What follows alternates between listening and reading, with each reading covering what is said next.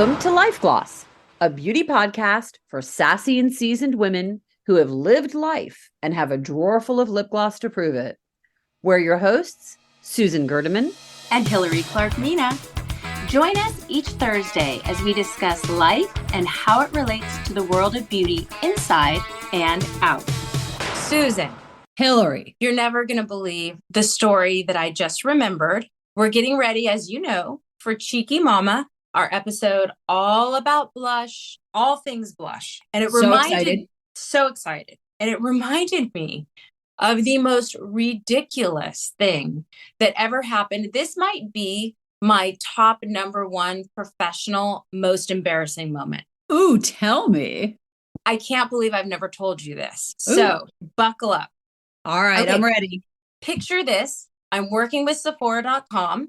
I'm working as their West Coast beauty editor, and I'm also managing their beauty advisors. So I'm in my office. I just called Carol Shaw because we're setting up an interview for Lorac Cosmetics. I had just left a message on the voicemail and hung up, or thought I'd hung up.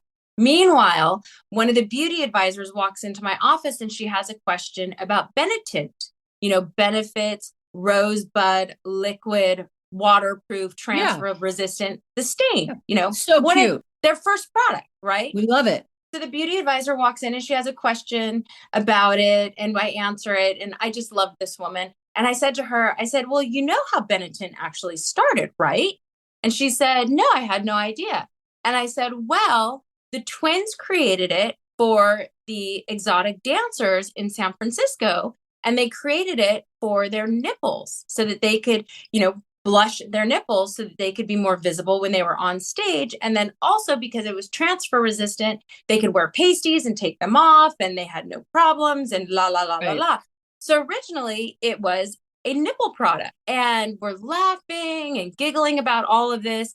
Long story short, blah, blah, blah. Hours later, I get a phone call and it's my contact at Lorac and she can barely breathe. She's laughing so hard because she said, Hillary, you didn't hang up the phone and your entire nipple Benetint conversation was recorded. And I just played it for the whole office and we are dying.